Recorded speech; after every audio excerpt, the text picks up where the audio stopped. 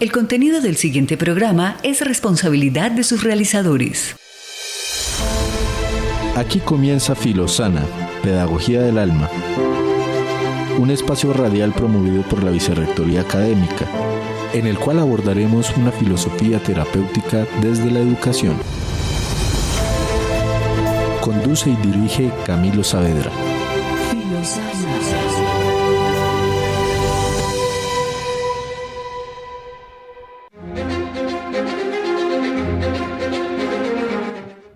Hola, buenos días nuevamente a Filosana. Filosana es un programa de radio producido por la Universidad Pedagógica Nacional, impulsado por la Vicerrectoría Académica, en el cual se busca aportar y abordar, una pedagogía, psicología y filosofía desde un punto de vista más de la imaginación y que, esté más cercana al alma, entendida al alma, como muchas veces lo hemos dicho, como el lugar de la imaginación, de la imagen y los mitos. Esa es una primera acercamiento, podríamos decir también que la vida anímica, la vida de las pasiones. Ese espacio, en el cual apuntamos a que es aquella esfera invisible que se expresa en lo visible. Entonces, por ejemplo, lo que venimos tematizando acerca de la guerra, ¿no?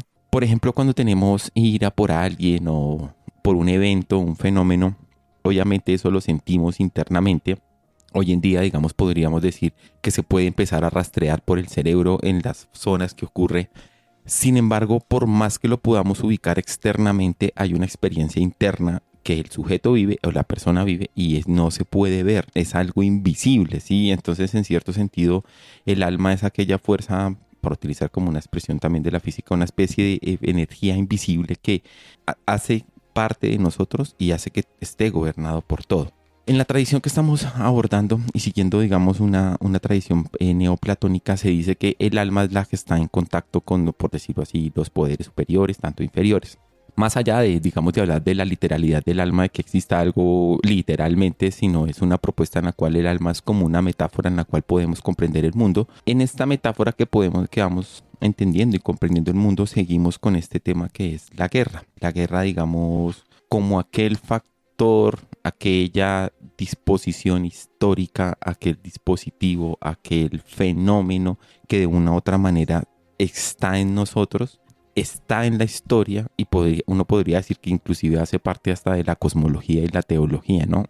Por ejemplo, para cierta parte teológica o de la religión, claro, se dice Dios crea el mundo, lo crea, en torno a, a la belleza, al bien, ¿sí? Pero sin embargo dentro de su misma creación existe como un límite, que eso ha sido debatido por algunos teólogos que dicen que es más o menos Dios inverso, o que algo así como que el mal en el mundo o las cosas limitadas en el mundo también es una especie de Dios inverso.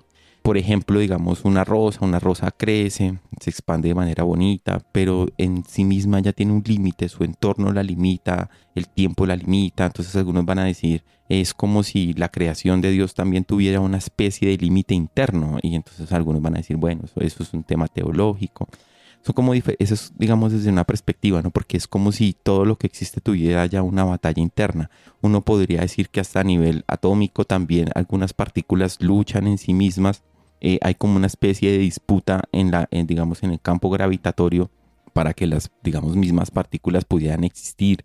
Uno ve, documentales del universo, ¿no? De cosmología, entonces van a decir los agujeros negros, que también es como que pareciera ser que se tragan todo lo otro, hablan de materia oscura, hablan de una cantidad, de fenómenos que en últimas atraviesan la religión, la psicología, la cosmología, que hace parte de todo, ¿no? Y venimos hablando de cómo pareciera ser, siguiendo la frase de Heráclito. Heráclito tiene una frase que dice polemos, que puede ser traducido por polémica, o por conflicto, o por guerra. La guerra es la madre de todas las cosas. A unos ha hecho hombres libres, a otro ha hecho hombres, a otro ha hecho esclavos y a otro ha hecho, mortales. ¿Sí? Algo así, si no estoy mal, recuerdo la frase. El asunto es que apunta a que de una u otra manera la guerra pareciera ser como un principio que hace parte de nosotros y hace parte, del cosmos en el cual vivimos, ¿no? Utilizamos la palabra cosmos porque en esta tradición un poco griega, o que apunta, digamos, aquí un orden, es, digamos, de origen griego, pero no solo está en Grecia. En muchas culturas, e incluso varias culturas también mesoamericanas, hablan de un orden cosmológico que es sostenido como por ciertas divinidades. Y por eso cada dios le corresponde, digamos, un reino que debe, digamos, ejercer y dominar en cierto sentido o mostrarse. Y uno de esos reinos es la guerra. Y hoy vamos a hablar también de ese aspecto de cómo la guerra, por más extraño que pueda parecer, tiene una expresión de lo sublime. Algunos relatos, por ejemplo, cuando van a hablar de lo que ocurrió en Hiroshima y Nagasaki, las víctimas, muchos relatos y este famoso poema de La Rosa de Hiroshima expresa eso de lo sublime que pasó ahí. Es terrible, es horroroso, pero ocurrió algo, digamos, como que desborda la experiencia cotidiana humana y ocurrió algo en el orden de lo sublime. Algo, digamos, que se nos escapa a nuestro modo de ver y de entender el mundo. Como que hay una expresión ahí que uno dice, no, esto ya es demasiado, ya se escapa al entendimiento humano. Por eso es que tal vez se dice que Oppenheimer, cuando vio la bomba atómica, utilizó unas frases si no sé mal, del Ramayana, no mentira, del Mahabharata, que dice: vi el sol que puede destruir varios mundos, o el sol que destruye varios mundos, porque claro, una bomba de ese calibre, y eso que hoy en día hay más potentes, de ese calibre, generó un estado de ver lo sublime, de ver algo muy, muy, muy grande, ¿sí? Y hay que pensar también, porque estamos viendo, el texto se llama Un terrible amor por la guerra, y es, ¿qué relación tiene el amor con la guerra, no? Y si uno va a mirar, digamos, por lo menos documentales, los libros de historia, de ciencia, por lo menos el proceso de la creación de la bomba atómica, que fue un proceso sin una carrera, pero como por lo menos la mayoría de científicos que estaban involucrados, tenían una pasión desbordante por poder lograr ese proceso. O sea, un amor por poder, digamos, llegar a ese punto, ¿no? Tanto los alemanes nazis como después los americanos, como más adelante los rusos, estaban en una carrera, pero una carrera no solo en el sentido por ganar la guerra, sino también por una pasión que los desbordaba. Heisenberg cuenta, por lo menos en lo que yo he leído, como, digamos, ellos invertían muchas horas en los famosos experimentos de agua pesada para lograr la fisión, digamos, del átomo y así lograr la bomba nuclear. Detrás de la bomba nuclear pareciera ser que hay todo un fenómeno que es demasiado sublime, ¿sí? Se sabe que hay dos, si no estoy mal, el avión que lanzó la bomba a Hiroshima, que el Enola Gay. No recuerdo el nombre del piloto, pero el piloto sí estaba convencido de que estaba haciendo una gran hazaña. Sin embargo, el otro piloto, el que lanzó la bomba a Hiroshima, él primero vio la bomba, pues la lanzó y vio el desastre que generó. Primero también se quedó aturdido, sacudido. Él llegó a Estados Unidos, él tuvo problemas de depresión, estuvo pues obviamente en tratamiento psicológico mucho tiempo. Y aquí es donde decimos, claro, la psique individual está conectada con la psique universal, porque él vio un fenómeno que de una u otra manera lo desbordaba. Y pues él terminó su vida de una manera pues muy triste. Günter Grass, si no estoy mal, va a hacer como un texto acerca de este piloto, porque va a poner de manifiesto cómo lo terrible de una u otra manera lo sacudió y cómo él no se sentía patriota, sino que se sentía que había desatado una fuerza sublime. Y en medio de todo, digamos que cuando uno escucha, digamos, algunos, por ejemplo, Netanyahu y todo eso que dicen vamos a lanzar la bomba, no sé qué, a Irán o a un país del Medio Oriente, se les ve como una pasión desbordada por hacer eso, ¿no? Es como si la guerra tuviera esa pasión que desborda. Y la guerra la podemos ver también en nosotros, de verdad, cuando una persona está poseída por el espíritu de la guerra, es una pasión que la desborda. Sus ojos se vuelven, digamos, coléricos, ¿no? La sangre, ¿no? Y también vienen, digamos, las arterias. Entonces crece todo eso en el cuerpo y el cuerpo se vuelve una metáfora en la cual eso se vuelve visible, se expresa este campo de batalla que es la guerra en nosotros. Y claro, entonces el autor trata de proponernos, nos empieza a decir, bueno, mira, vamos a indagar cómo la guerra es sublime, ¿no? ¿Qué quiere decir que la guerra sea sublime? En arte, por lo menos en estudios estéticos, se habla de cómo hay fenómenos que expresan lo sublime. Y están más o menos estos dos, ¿no? Hay varios, ¿no? Pero digamos que se dice el terror puede expresar algo sublime. Una persona que experimenta algo terrorífico experimenta un grado también de algo demasiado desbordante. La belleza tiene esta cuestión. Hay belleza que orienta a lo sublime, ¿no? Como que uno está frente a lo sublime. Y el autor nos propone también, digamos, la guerra. Hay otros autores que han propuesto el tema, digamos, de lo sublime, de cómo es algo que desborda, digamos, el entendimiento humano. Freud lo va a trabajar, muchos autores lo van a trabajar también. en el romanticismo alemán de cómo hay una experiencia estética que desborda el yo, que desborda el ego. Y esa experiencia de lo sublime es lo que vamos a pasar a indagar en unos momentos después de esta pequeña pausa y ya nos vemos.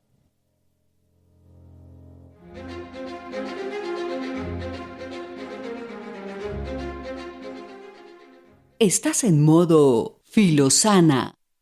Estudiantes de la Universidad Pedagógica Nacional, su vocación merece un acompañamiento a la altura. Si fuiste admitido o admitida para 2025-1, 2025-2 o 2026-1, puedes acceder a bienestar estudiantil integral y apoyos económicos de sostenimiento para continuar tu formación sin barreras. Transporte, alimentación, tutorías, acompañamiento psicosocial y más según disponibilidad. Ingresa a www.agenciaatenea.gov.co, busca la convocatoria Jóvenes a la E-Públicas 4.1 e inscríbete. Pedagógica, la ciudad acompaña tu proyecto de transformar vidas. Aquí sí pasa. Bogotá, mi ciudad, mi casa. Alcaldía Mayor de Bogotá. Mientras la industria del alcohol gana, Colombia pierde. Las bebidas alcohólicas generan más de 200 tipos de enfermedades, incluido cáncer y problemas de salud mental. Ocasionan siniestros viales y exacerban la violencia. Exijamos al Congreso apoyar los impuestos saludables al alcohol en www.entretodos.redpapás.org. Una campaña de Red Papás, Fundación ANAS y la Liga Colombiana contra el Cáncer. Apoya la Red de Radio Universitaria de Colombia.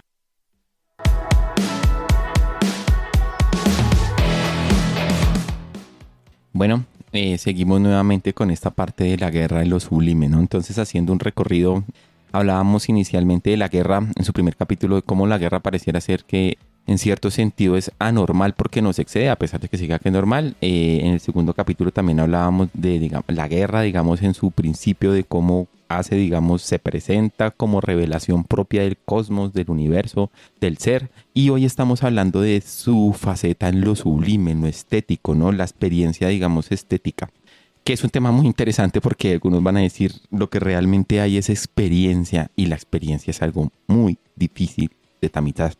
Todos decimos, bueno, tenemos una experiencia de lo real, pero eso es como una especie de consenso en el cual todos decimos, vemos blanco o vemos las paredes como son, pero es un consenso porque en última la experiencia de cada persona sí es como, pues qué pena la redundancia, individual y subjetiva. Y una persona puede ver una pared blanca y ahí puede sentir terror, ¿sí? Por algo que le haya pasado, que se rememore, o por esto que tiene la imaginación, que tiene esa capacidad de fascinar, de estremecer. La imaginación tiene el poder de colocarnos y de sacarnos de nosotros mismos. Tiene como una especie de poder ambiguo porque nos puede someter a ella, pero a su vez tiene la capacidad de abrirnos a algo más grande. Y la imaginación siempre cuenta, para estos autores, la imaginación creativa cuenta cosas, digamos, que de una u otra manera pareciera ser que son mucho más verdaderas que un relato científico o que un relato histórico. Ellos apuntan a que la imaginación mítica nos cuenta una serie de verdades, o que el mito o la imaginación mítica es lo más cercano que podemos estar a la verdad. Y hay un mito griego que es bastante interesante, que es el famoso mito cuando Marte y Venus se entrelazan o ellos, digamos, tienen un amor.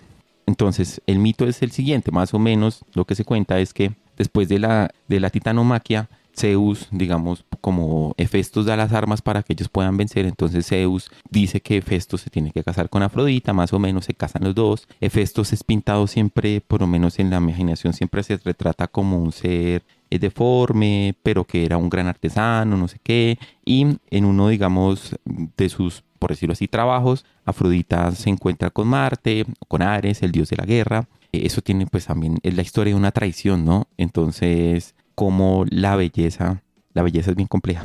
Afrodita, digamos, como de una u otra manera también propone los aspectos y, digamos, también las traiciones, la seducción que permite la traición. Ella, pues claro, desde esta perspectiva los dioses no tienen moral, porque en cierto sentido ellos están por encima de lo moral. Y entonces ellos dos tienen un encuentro, pues, digamos, amoroso. Helios, el sol que todo los ve, pues se escandaliza. Entonces llega, pues le cuentan a Hefestos después hace como una red invisible, él se va, los atrapan, entonces llegan los demás dioses, Hermes, Poseidón, varios, Hermes le preguntan que si quisiera estar ahí al lado, digamos, en vez de ser Ares, ser el que esté al lado de Afrodita, y pues él dice que sí, pero claro, es que Hermes es la mente mercurial, la que puede, digamos, traspasar varios mundos, y el que queda, digamos, de una u otra manera sorprendido es Poseidón. Poseidón queda, digamos, como, por decirlo así, estupefacto al ver esa unión, a pesar de que él, pues, en la mitología griega, Poseidón también tiene varios forcejeos, digamos, y él también, digamos, tiene varios amores. Poseidón también ha sido asociado, digamos, al mar y a la profundidad, ¿cierto? Y también al reino de las emociones y al reino, digamos, también de lo sublime, porque el mar es esto, el mar es una expresión de lo sublime. Este famoso poeta portugués va a decir lo siguiente, ¿no? Las personas dicen que les gusta el mar, pero no les gusta el mar, les gusta la playa. Que les guste el mar es realmente que les guste la profundidad y el terror. Y el mar genera eso, ¿no? Entonces el mito también de una u otra manera nos está diciendo, mira, esta unión de estos dos, del amor y la guerra, es algo que se escapa, ¿sí? Como que es algo que no, ni siquiera como que parte de los dioses están de acuerdo de eso, porque dicen, eso es como una unión terrible, muy terrorífica, de una u otra manera. Y uno va a poder mirar en la historia, por lo menos de la humanidad, muchas guerras han sido por amor, varias, ¿no? Digamos, empezando por la guerra de Troya, que por Helena de Troya, pero uno va a poder ver, digamos, muchas conquistas. Se dice que Jerjes también conquistaba por el amor, digamos, que tenía, Alejandro Magno, ¿sí? Cruzó también, digamos, por amor, en cierto sentido por amor en la conquista, pero en cada, digamos, por decirlo así, conquista tenía grandes amores. Julio César cuando conoce a Cleopatra, que eso, digamos, también deriva en que Marco Aurelio tenga una separación con Julio César y se enamora de Cleopatra. Napoleón con Josefina.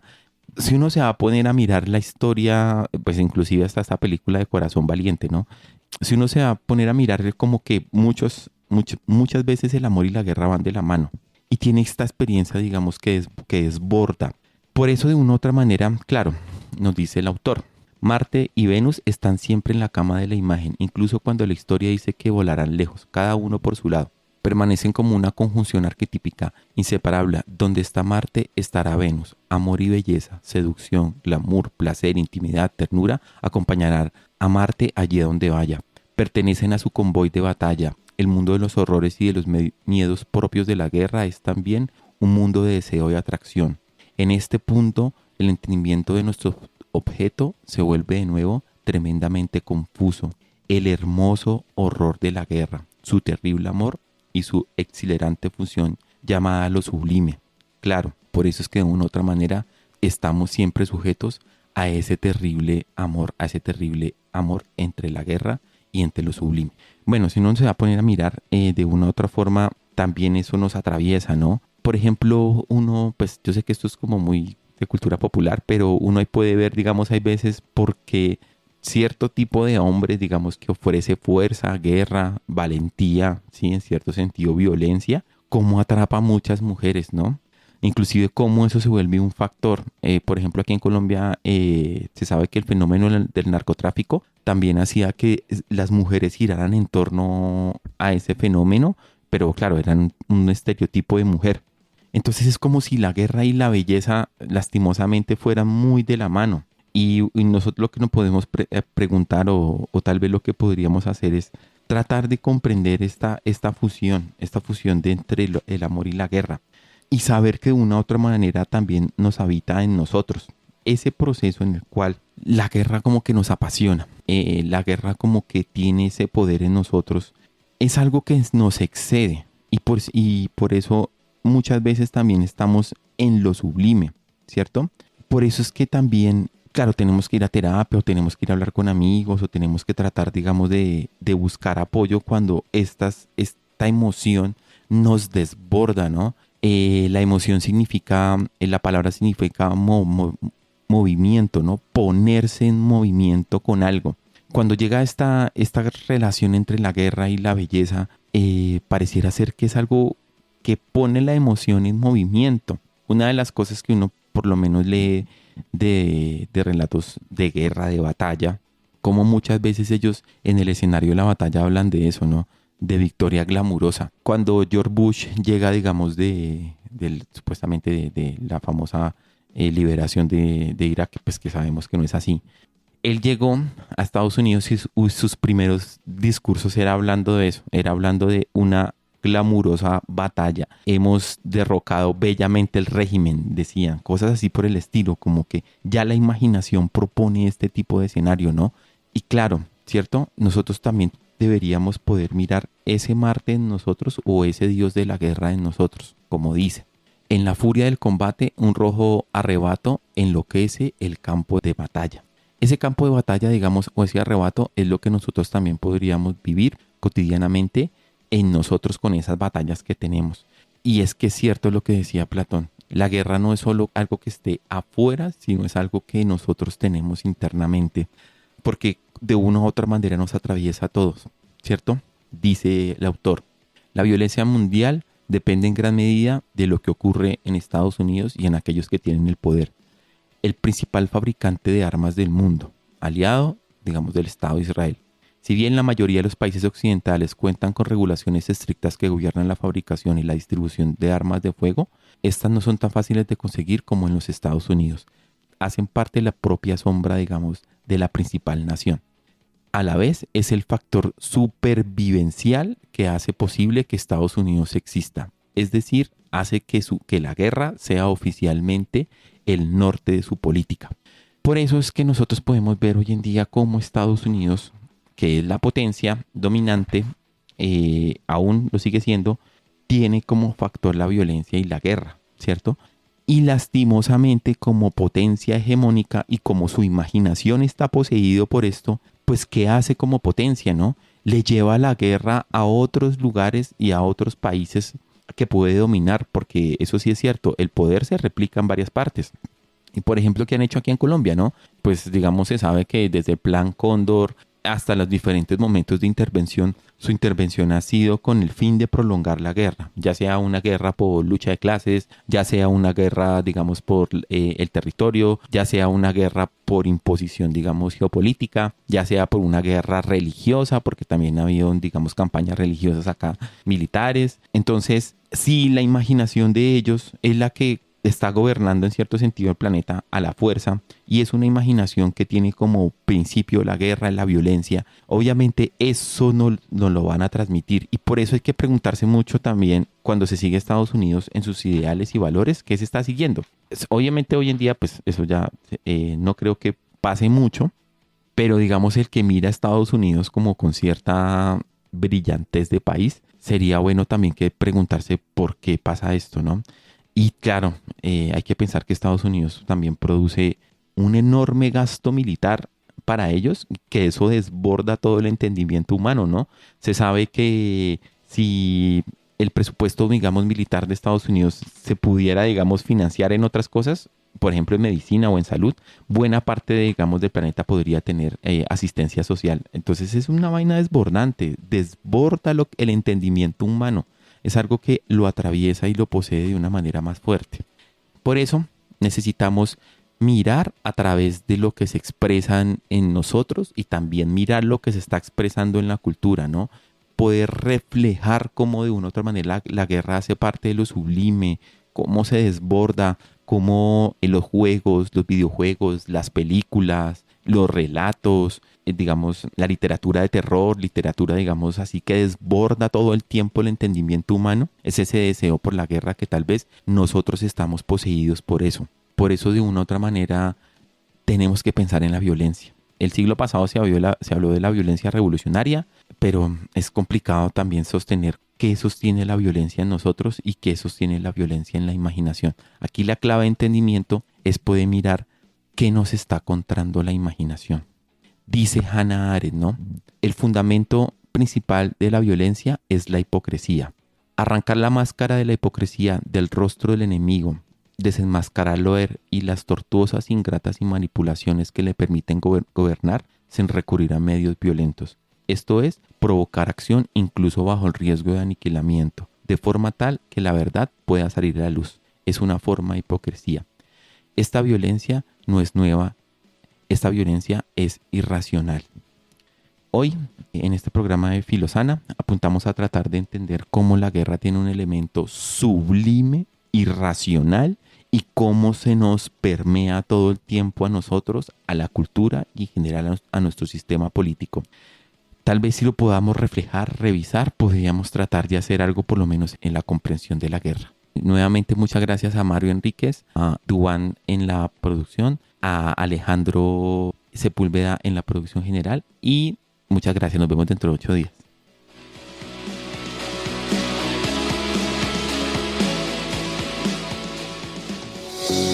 La Pedagógica Radio.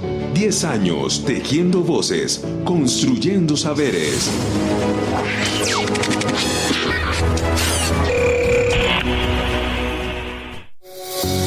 La Pedagógica Radio. 10 años tejiendo voces, construyendo saberes.